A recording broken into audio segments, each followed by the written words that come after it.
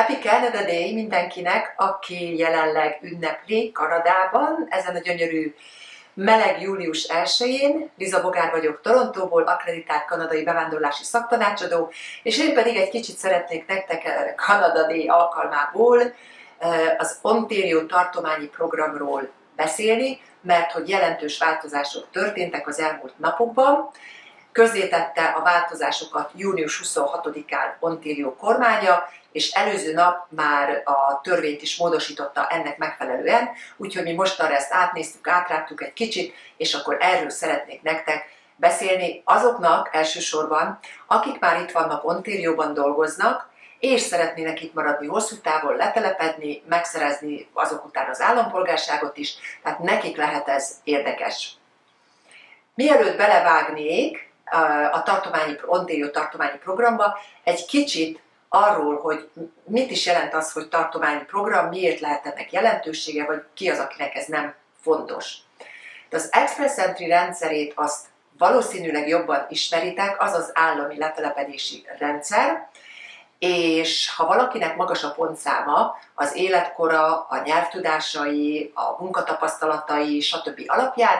akkor potenciálisan várhat meghívást az állami kormánytól, vagyis a federális kormánytól, hogy adja be a kérelmét letelepedésre. Akkor ez egy egylépcsős folyamat, és ez a leggyorsabb módja időben, térben, stresszben, díjakban, állami díjakban, legális díjakban is, jogi díjakban is, minden értelemben, tehát ez a legjobb opció. De ha valakinek nem magas a pontszáma, akkor mi a teendő? Ilyenkor érdemes megfontolni a tartományi programokat, mindegyik tartománynak van kivéve az egyiknek, és jelenleg akkor most én Ontario tartományról szeretnék nektek beszélni. Tehát akkor nézzük ezt a bizonyos Ontario Workforce Priority Stream-et, és az ebben lévő 3 kategóriát. Az első kategória neve Tier 0-tól 3-ig Pathway, letelepedéshez vezető kategória, Tier 4-es, 5-ös, és a magánvállalkozóként dolgozó orvosok részére a 3. kategória. Mi is ez a Tier? A Tier az a foglalkozások besorolásához tartozik, vagyis mindegyik foglalkozásnak van egy 5 számjegyű kódja Kanadában, és a második számjegyet hívjuk Tier-nek, Training, Education, Experience and Responsibilities, és ez 0-tól 5-ig terjedhet. A nullásak a legmagasabban képzetteket és a legmagasabb pozíciókat jelentik, mint például a menedzserek, és akkor így lefelé az 5-ös, a legalsó, az azokat a foglalkozásokat jelenti, amelyekhez alacsony szintű iskolázás szükséges, vagy betanított munkások. Tehát ezek alapján hozta létre Ontario a 0-tól 3-ig, 0, 1, 2, 3 foglalkozásokra, pozíciókra vonatkozó kategóriáját.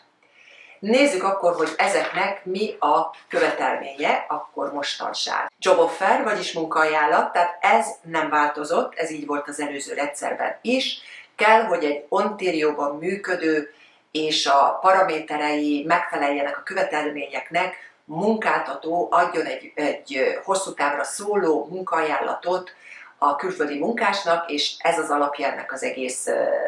Ontario tartományi programnak. Ezen túl, amit most már követelményként létrehozott Ontario, az a nyelvtudásra vonatkozik, tehát ebben a kategóriában, a 0-tól 3-ig Tier kategóriában angol vagy francia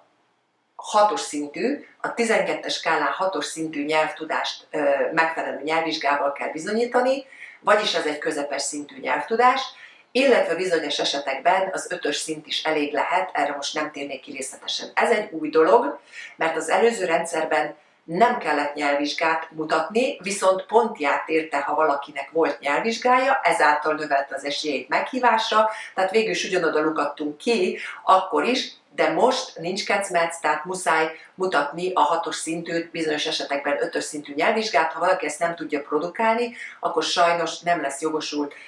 ebben a kategóriában regisztrálni és várni meghívást Ontariótól. Kivéve, és elég sok kivétel van az új rendszerben, tehát próbálok kitérni rá, amennyi csak eszembe jut, tehát a teljesség igénye nélkül mondom én ezt az Ontario programot nektek, csak egy tájékoztatásképpen. Tehát akik frissen végzettek Ontarióban, főiskolán vagy egyetemen, nekik nem szükséges a nyelvvizsgát mutatni. Ez mögött az lehet a logika, hogy Ontario kormánya feltételezi, hogy akik itt elvégezték a programot, akkor megvan a közepes szintű angol vagy francia nyelvtudásuk. A következő követelmény, ami az iskolai végzettségre vonatkozik, az, hogy ebben a kategóriában kell, hogy legyen a középiskola elvégzése után legalább még egy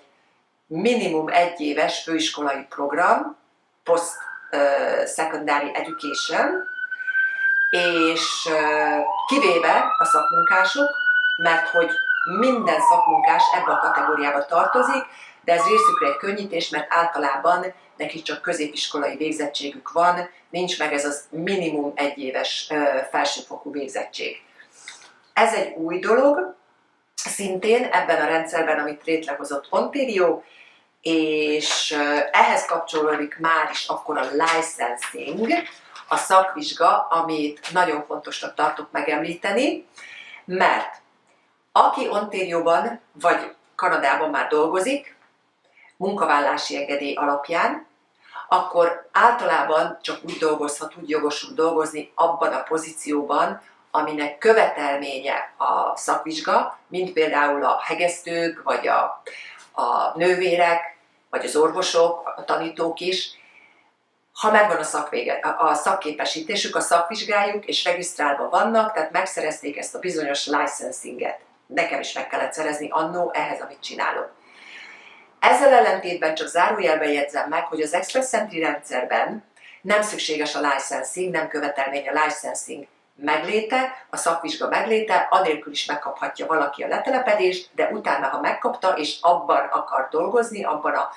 szakmában, amihez követelmény, akkor viszont meg kell, hogy csinálja. Van, aki elkezdi előbb is, hogy haladjon, de az Express Entryben nem követelmény. Itt a tartományi programokban és Ontarioban kimondottan, tehát ez követelmény, meg kell, hogy legyen, óvónénikre is vonatkozik,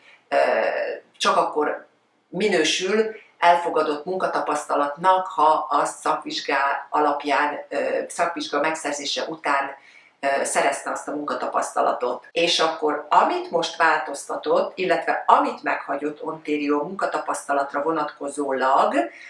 az, hogy az elmúlt 5 éven belül 2 év munkatapasztalatnak, teljes munkaidőben fizetett munkatapasztalatnak meg kell lennie abban a foglalkoztatásban, abban a foglalkozásban, amire a munkaajánlatot kapta az illető itt Kanadában, és ez az elmúlt rendszerben is így volt, ez a 2 év, az 5 év, az elmúlt 5 évben, tehát ez nem új. Honnan számítjuk az elmúlt 5 évet? Onnan, amikor kész a kérelem beküldése. Tehát regisztrált az illető, meghívást kapott Ontariótól, elkészítette a kérelmet és küldi be, onnantól ketyeg mindig visszafelé, ahol határidő van, ez az 5 év is. Ott meg kell legyen 2 év. Ami új, az, hogy ha már valaki itt dolgozik egy áltatónál, akkor 6 hónap is elegendő lehet, mint munkatapasztalat, arra, ha abban a pozícióban a 6 hónap megszerzett, amiben dolgozik, és amire a munkaajánlatot kapta. Én ezt egy könnyítésnek fogom fel, egy extrának, ahhoz, ami előzőleg volt, illetve a frissen végzett főiskolai és egyetemi hallgatóknak, akik elvégezték a programot Ontarioban, nekik 3 hónap munkatapasztalat is elegendő a követelmény szerint. Mit jelent az, hogy frissen végzett főiskolai vagy egyetemi hallgató Ontarioban 3 éven belül kellett, hogy elvégezze a képzést, onnantól kezdve ketyeg megint ez a határidő, a 3 év, amikor a kérelem beküldése kerül. Tehát azon a napon, július 1-én megy be a kérelem, Kanada Day napján, akkor onnantól visszamenőleg 3 éven belül kellett, hogy befejezze. A következő kategória a Tier 4-es, 5-ös kategória, ami körülbelül így meg is volt az előző rendszerben, annyi volt csak a különbség, hogy most bármilyen Tier 4-es, 5-ös foglalkozásban kaphat a külföldi munkás munkaajánlatot, addig az előző körben, az előző rendszerben bizony föl voltak téve a foglalkozások, hogy csak azok jöhettek szóba, mint például a farmon dolgozó munkások, jutott most hirtelen eszembe, és még volt egy pár hentesek, azt hiszem. Most nincs ilyen megkötés, hanem bármelyik foglalkozásra, ha kap valaki 4-es, 5-ös kategóriában, akkor jogosult lehet, ha teljesülnek az alábbi követelmények is, minimum követelmények is, tehát kap egy munkaajánlatot a megfelelő munkáltatótól, és középiskolai végzettsége van, és a nyelvkövetelményt illetően pedig 4-es. A 12-es skálán CLB 4-es a követelmény, ez megvolt az előző körben is, tehát ezt így meghagyták, nem változtatták. A harmadik nagy kategória, amit létrehoztak a Priority Workforce Immigration Pathway-ben, ez a magánvállalkozóként dolgozó orvosok, akik már megszerezték, ugye ennek egyértelmű akkor, hogy szakvizsgát megszerezték, és az alapján praktizálnak, mert ez követelmény, és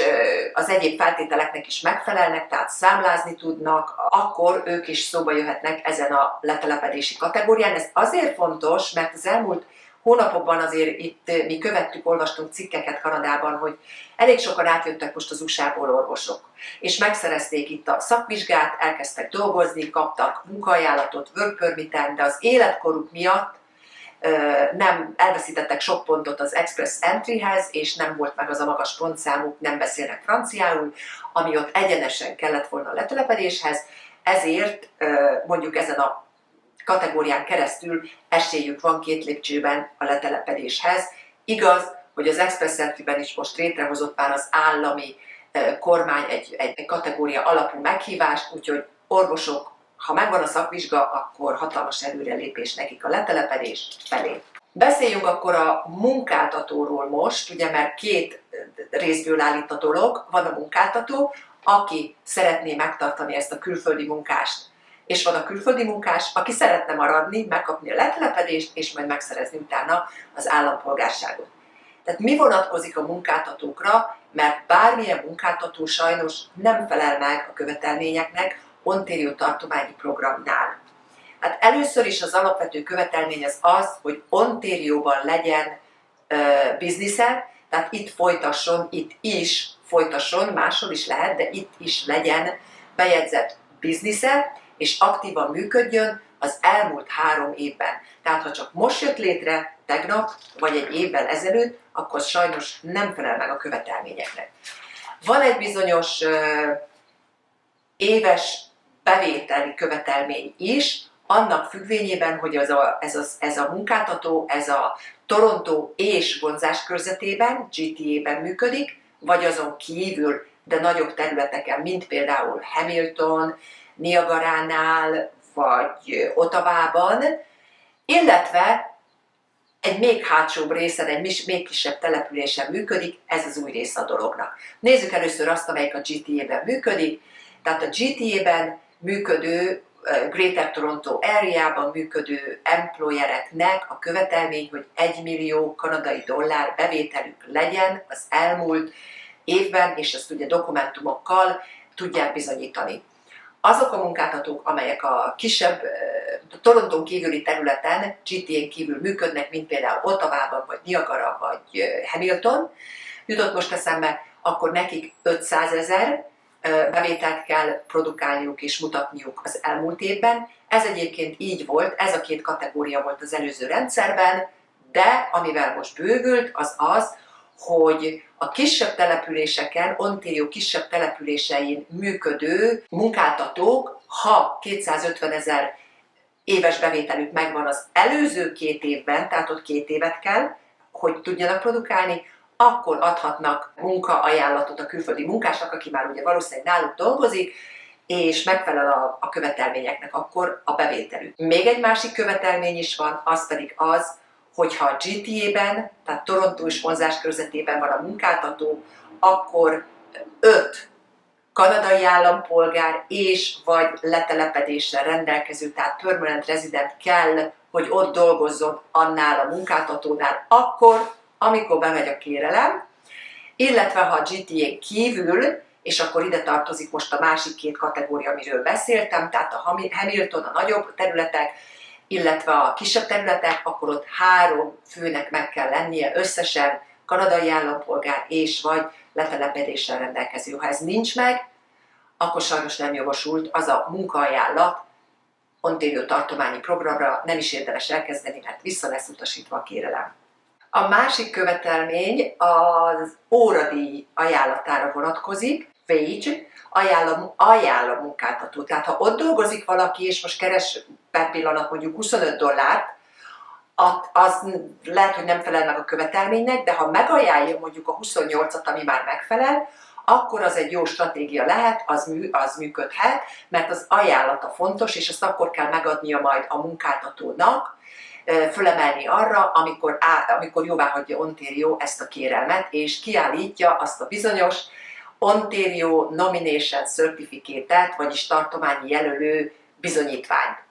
Mit is jelent ez a wage? Akkor ez az óradíj. Median wage-et meg kell, hogy ajánlja a munkáltató ebbe a bizonyos munkaajánlatban, tehát ezt ellenőrizni kell előre, a kanadai statisztikai hivatal teszi közzé, határozza meg, és a Jobbank wage oldalán szoktuk megnézni, ott van lebontva foglalkozásokra, régiókra, tartományokra, régiókra, városokra, és teljesen oda kell konkrétan eljutni, és ott kell megnézni, hogy mennyi a low wage, median wage és high wage.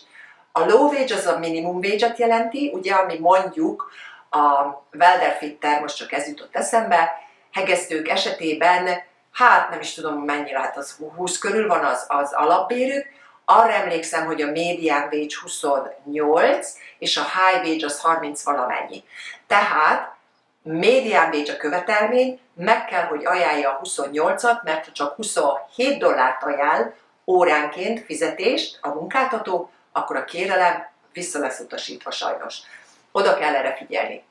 Kivéve itt is a frissen végzett főiskola és egyetemi hallgatóknál, és a frissen az megint azt jelenti, hogy 3 éven belül végeztek, és egyébként ez új, mert eddig 2 év volt a követelmény, hogy 2 éven belül végeztek, most ezt kitolták 3 évre, szerintem ez könnyítés, tehát az ő esetükben low wage is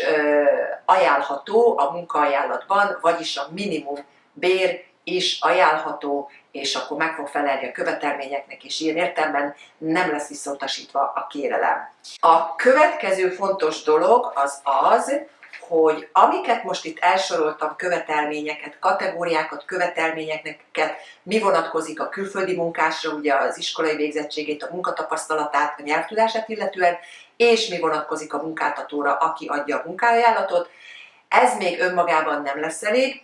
Ez csak arra elég, hogy regisztráljon. A munkáltató is kell, hogy regisztráljon, és a külföldi munkás is kell, hogy regisztráljon, hogy elfogadja a munkáltató ajánlatát, és pályázik tartományi programra, és a paraméterei alapján Ontario pontozni fogja,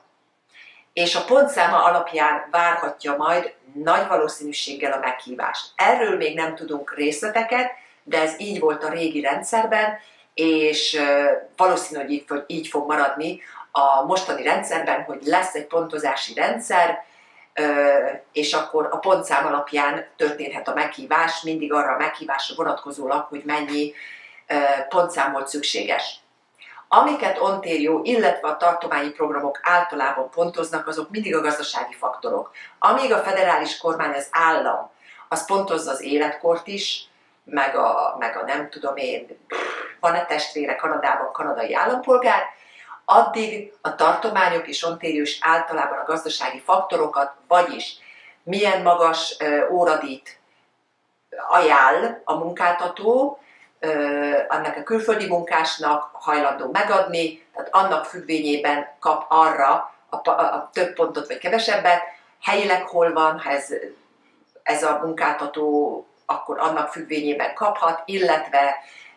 dolgozott-e már előtte, és csinált-e adóbevallást, abban mennyi lett a jövedelme, annak függvényében is kaphat. Ezekről most még nem tudunk részleteket, csak feltételezzük az előző rendszer alapján, és ez általában így szokott történni, de valamilyen meghívási rendszer ki lesz alakítva. Fontosnak tartanám elmondani még a másik 3 kategóriát, amit tervez Ontario ezen a 3 kategórián túl, de erről még tényleg nagyon kevés részletet tudunk, csak annyit, hogy tervezik, és az egyik a Priority Health, vagyis az egészségügyben dolgozók részére lesz létrehozva egy kategória. Ez volt az előző rendszerben is a Human Capital kategórián belül Ontario időről időre meghívott egészségügyben dolgozókat. Most részükre egy külön kategóriát tervez létrehozni, majd várjuk a részleteket. És a következő az a vállalkozó befektető kategória, ami nagyon-nagyon régen talán volt Ontario-nál, de bezárták, állami szinten is volt, most úgy tűnik, hogy megint tervezik megnyitni. Az volt a neve, hogy Owner Operator, tehát tulajdonos, és aki vezeti is ezt a céget, aki szeretne céget indítani Ontarioban, majd ehhez mindig jelentős befektetés szükséges, nem tudunk részleteket, de általában az is szokott szükséges lenni, hogy munkahelyet hozzon létre az illető, kanadaiakat vegyen föl, ahhoz ugye megfelelő pénzzel kell, hogy rendelkezzen, hogy tudja a munkabérüket fizetni, tehát azért ez valószínűleg nagyon komplex lesz. És a harmadik, amit tervez, az pedig Exceptional Talent Stream, vagyis azok, akik valamilyen különleges teljesítményt értek el a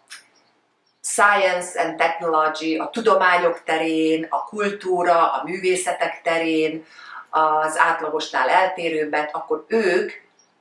jöhetnek szóba majd ebben a kategóriában. Ez egy kicsit nekem hasonlít az USA-ban működő Einstein kategóriára, úgyhogy meglátjuk, majd várjuk, hogy mi fog ebből kisülni. Jó, és akkor még csak a technikai részéről itt a végén, hogy akkor hogy is néz ki ez a tartományi dolog, hogy vezethet ez letelepedéshez. Tehát akinek ez egy opció, és regisztrál, munkáltatója is regisztrál, mert szeretné támogatni, hogy maradjon, letelepedjen és nála dolgozzon tovább,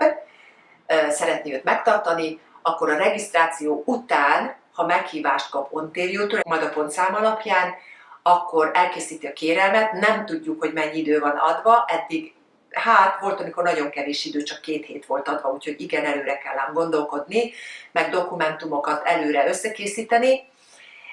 Elkészül a kérelem Ontario részére, bemegy a kérelem Ontario részére, ugye a státuszt föl kell tartani, azt menedzselni kell, valakinek a worker általában a párja itt van, akkor neki mi a státusz, ezt is menedzselni kell,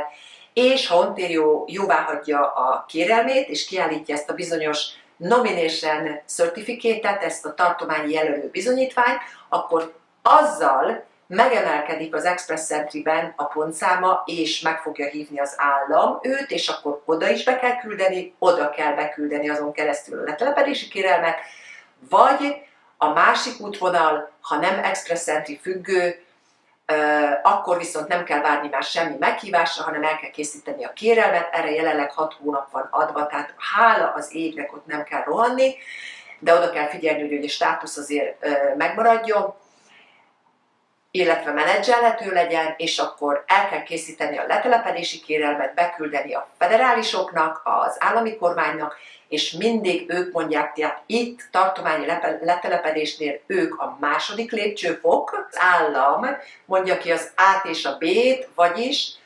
vizsgálja meg a criminality-t, ugye az admissibility-t, hogy letelepedhet az illető, ez mindig az ő hatáskörű, illetve az egészségügy is, a medikált, tehát ebben ők mondják ki a végszót, ez nem a tartományoknak a feladata, illetve azt is megvizsgálják még extrában, hogy tényleg valós az a tartományi jelölés. A tartományok létrehozhatták, joguk van az ő saját szükségleteinek megfelelően ezeket a követelményeket, ezeket a kategóriákat, ez biztosítja nekik az állam, és ha ezen keresztül, ahogy mondtam, megtörténik a jelölés, akkor utána az állam, a federális kormány mondja ki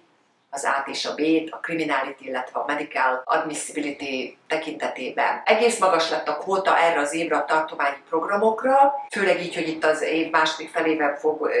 igazából beindulni Ontarioban. Ami még fontos lehet, az az, hogy akiknek már bent van egy regisztráció, mert kaptak munkaajánlatot és a munkáltató is regisztrált, és nem kaptak még meghívást, akkor azokat ki fogja vonni Ontario, tehát azok törölve lesznek, és újra regisztrálni kell. A munkáltatónak könnyebbség lesz a regisztrációnál, de a külföldi munkásnak, aki kapja a munkaajánlatot,